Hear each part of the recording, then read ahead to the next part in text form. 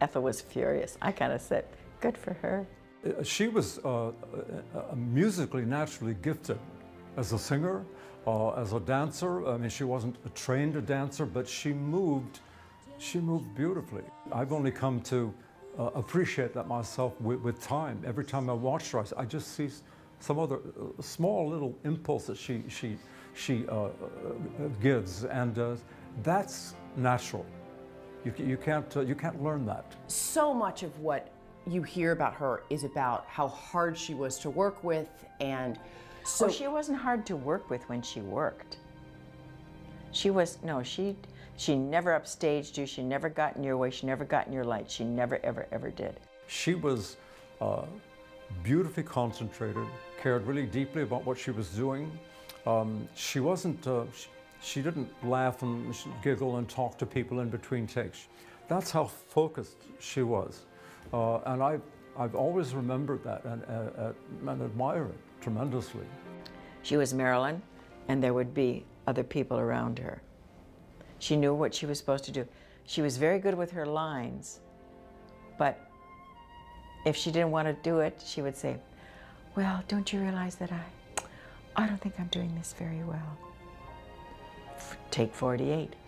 Well, I think, oh dear, what's the next word? Take 96.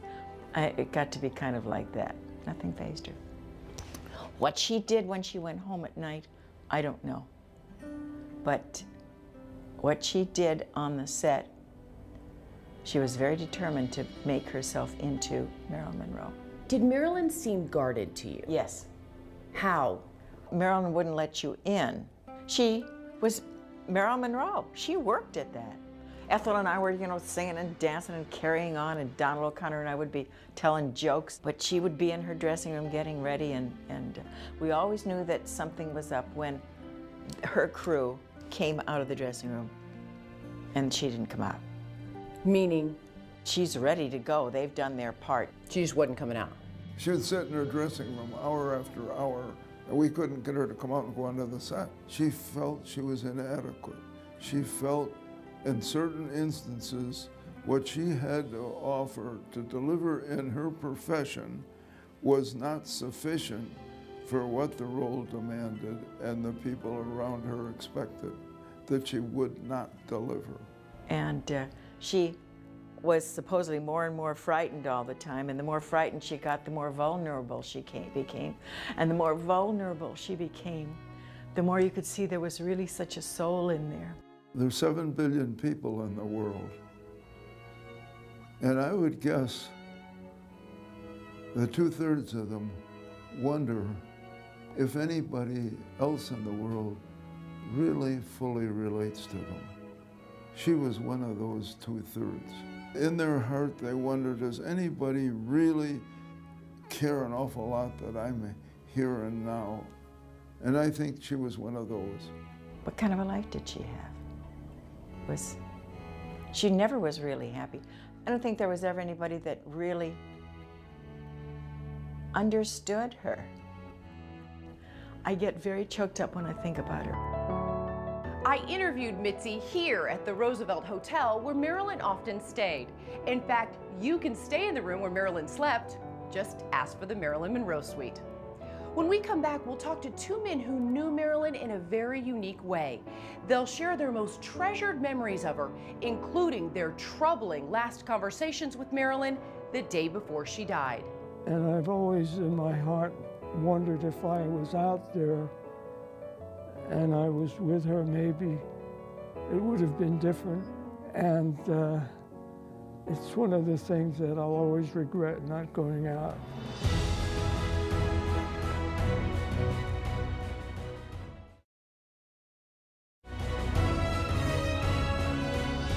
Welcome back to Real Life Marilyn Monroe. I'm Dana Devon.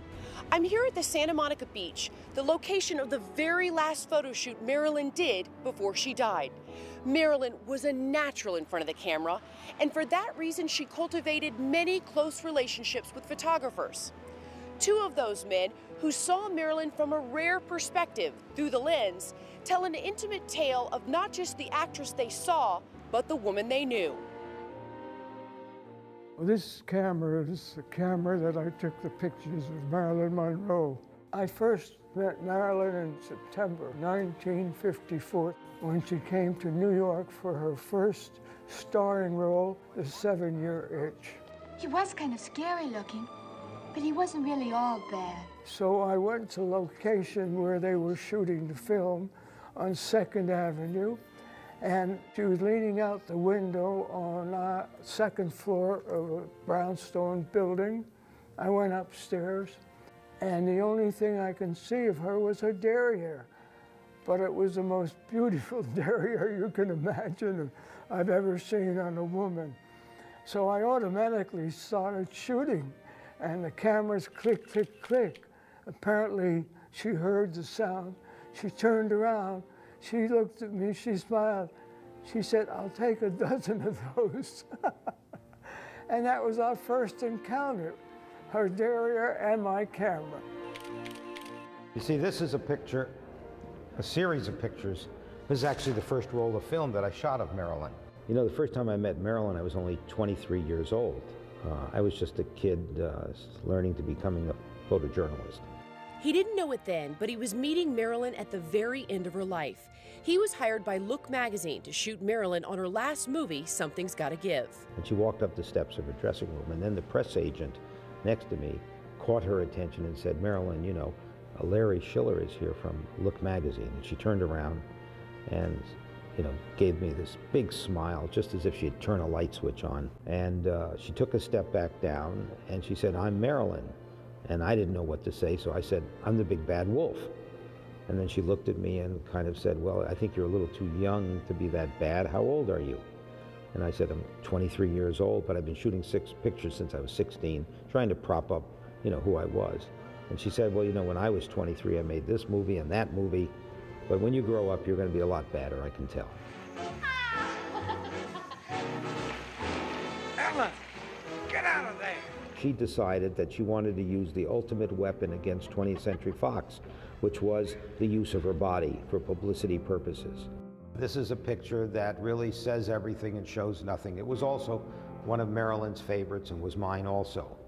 This is after she's come out of the swimming pool and she's just really kind of talking to George Cukor, the director, and thinking about, well, you know, what's it all about? And of course, this in those days was the most famous nude picture that had been done of her in 10 years. This was full page in Life magazine and was on covers of magazines all throughout the world. When Marilyn came out of the water with nothing on, nobody blinked because we were all professionals there.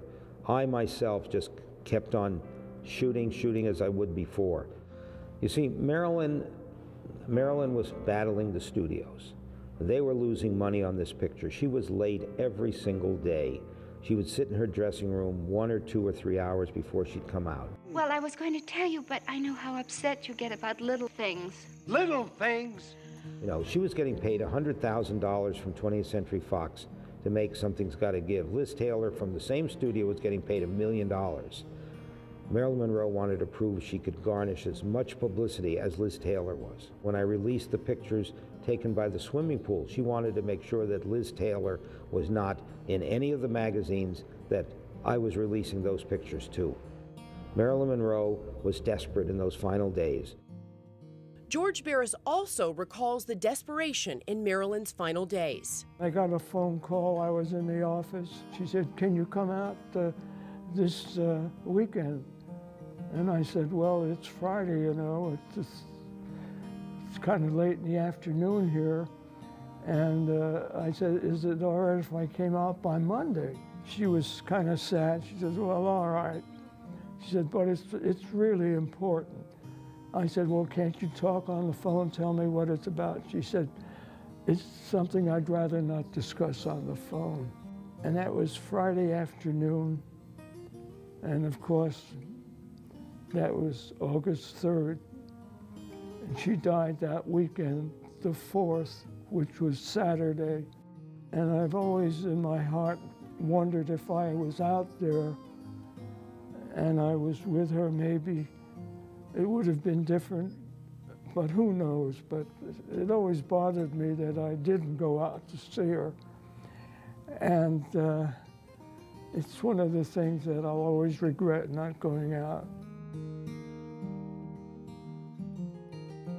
It was interesting when I arrived at Marilyn's home shortly after I'd been notified that she died. You know, nobody checked press credentials. There was a group of photographers around. Her body had been taken out of the house earlier and taken to the mortuary. So I went over to the mortuary, only to find a few hours later Joe DiMaggio arriving. We all went over to the funeral home. Joe DiMaggio had decided that there were only certain people allowed to the funeral, and he didn't want any Hollywood so-called personalities. He looked at the list. He said, "Yeah, you're okay." He said, "We're not letting everybody in." He said, "Frank Sinatra was here, Sammy Davis Jr., the Kennedy people were here." He said, "They're not allowed into this funeral." He felt that they were the ones that ruined her life. George shot the last photos ever taken of Marilyn on July 13, 1962, 3 weeks before her death. On the way to the location, he says the Kennedys were on her mind. We went to the beach in Santa Monica, and we passed the house where Peter Lawford had his house, and where she had many exciting and also very sad experiences, where she met the President of the United States, John F. Kennedy, and his brother Robert, and she had tears in her eyes, I could notice when we passed the house. But at the Santa Monica beach, we did the pictures together all day long, constantly. And it was getting late in the afternoon, and the sun had gone down, and it was getting windy, and she was, at the last moment, getting very exhausted and tired. And she said, "George," she said, "I hope this can be the last picture." I said, "I promise it is." That she was dressed in her fisherman's sweater, and she had a little blanket covering her legs. She leaned forward, she puckered her lips, and she blew a kiss to me, and she said, "This is just for you." I'll never forget that day as long as I live. The house that brought back so many sad memories for Marilyn, Peter Lawford's house, is right behind me here on the Santa Monica beach. We leave you now with some special thoughts from those that were lucky enough to have known her. Thank you so much for watching Real Life, Marilyn Monroe. When I started shooting her, she caught my eye and she said, "You know, that's not a good picture from that angle. But if you go over there to the left, you know, you'll see what a good picture was." And I went over to the left, I lifted the camera, and there she was, Marilyn Monroe.